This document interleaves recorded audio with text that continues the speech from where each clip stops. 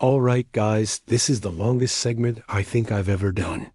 And I don't think any of you will forget it, because this story, it truly is insane. In the heart of Los Angeles, between the homeless, the motels, the abandoned buildings, there stands a hotel with a dark history. The Cecil Hotel, 640 South Main Street. It looms over its surroundings like a specter from the Victorian era. The Cecil opened in 1927. It was known then as the Stay Plus, and despite its beauty, trouble was brewing. The first guest to die there did so in 1931, Paul Schroeder, a retired bus driver. He leaped to his death from the 6th floor. That was just the start. A total of 16 people died at the Cecil during the 1930s, most of them jumping or falling from their rooms.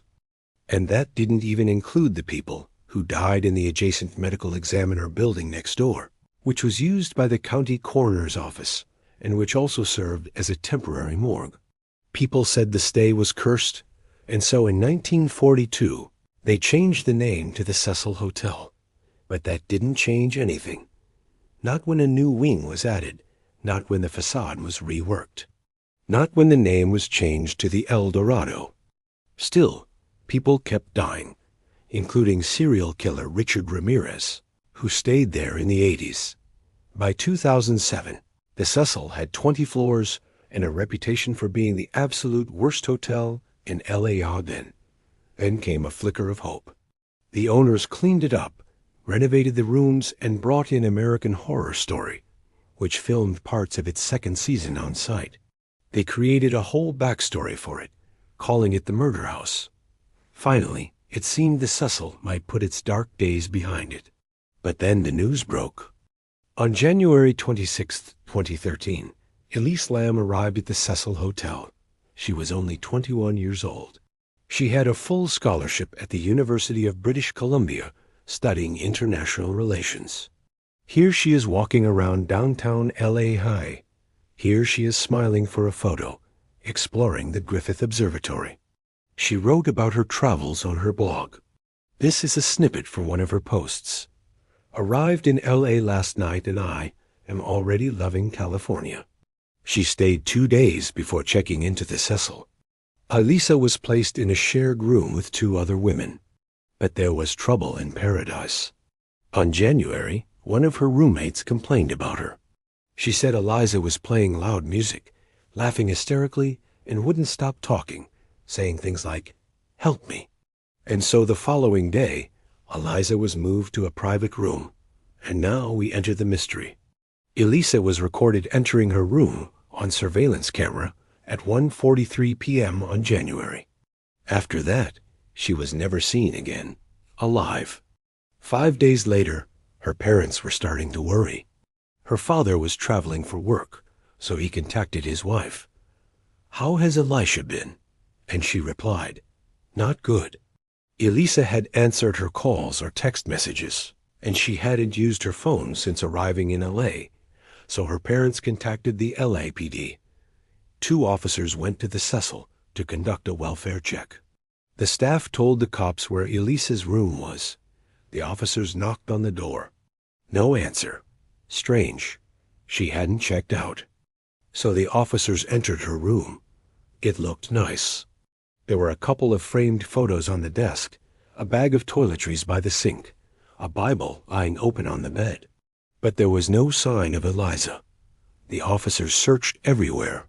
They even climbed onto the fire escape outside her window, but no sign of her anywhere.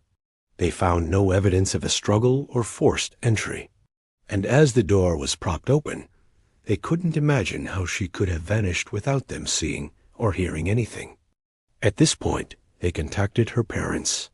They flew into town and begged the police to release the room security footage, which showed Eliza entering her room and nothing else.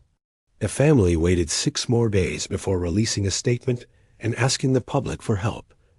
Meanwhile, the police followed every lead. They checked with friends and relatives. They scoured public records. They interviewed everyone at the hotel, even Richard Ramirez, who was paroled and living in LA at the time. No one knew what had happened to her. Then came the breakthrough. On February, the family released a still image taken from the elevator footage. And here it is. It immediately went viral. Speculation ran wild. People offered theories and conspiracy theories. And that's when it got weird. Elisa is getting into an elevator wearing a polka dot dress. She pushes the button for the second floor and begins tapping her foot impatiently. Then she presses the button for the top floor. She turns and looks outside the elevator as if speaking to someone. She puts her hands in front of her chest and then moves them as if she is holding an invisible object. She turns back to the elevator doors and motions as if signaling for someone to enter. When the fourth floor button lights up, she presses it and takes a step forward. Then, much to the bewilderment of everyone watching, she turns back to the elevator doors, seems to be gesturing wildly, then jumps back into the elevator and closes the doors. But that's not the end. As the elevator ascends, she begins moving her hands as if in conversation again. She taps the glass doors and seems to stare directly at the camera. Just before reaching the fifth floor, she opens the doors and disappears. She's never seen alive again. So who is she talking to? Why did she jump back in the elevator? Why did she disappear? It was one of the biggest mysteries in recent memory. And as time passed, the headlines grew wilder. One reporter wrote, "Ghostly elevator footage of missing woman captured." Another read, "Is the Cecil Hotel haunted?" And this one, "Internet freaks out over eerie elevator footage of missing Canadian student." By March, the LAPD were still searching, but the family's lawyer began hinting at a more sinister possibility. He believed Elisa may have been murdered. He urged anyone with information to come forward. Then another piece of news broke. Elisa's naked body had been found in the Cecil's rooftop water tank.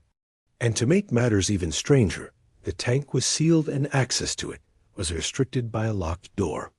The door had a security alarm, and a guard monitored it 24 hours a day. But somehow she managed to bypass the security, ascend the tank, and slip inside. How, we don't know. And here's the final kicker. The tank held 1,000 gallons of water.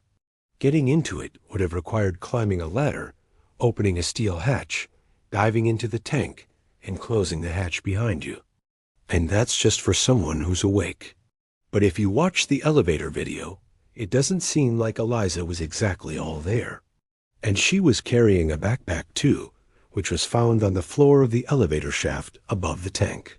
So the question becomes, how do you lift a heavy steel hatch while underwater? And how do you manage to do that while naked? The coroner concluded it was an accident. They found no drugs or alcohol in her system, and no evidence of foul play. Furthermore, the pathologist believed Elisa probably slipped under the water and drowned, explaining the lack of injuries. But given the state of her body, which was discovered 3 weeks later, that doesn't seem very likely. Still, the family took comfort knowing she didn't suffer. The pathologist said her death was instantaneous. Elisa was buried in her hometown. She was 21. As for the Cecil Hotel, well, it's still standing. They reopened the pool in 2015 after installing a safety cover over the tank. But if you ask locals, they'll tell you it's cursed.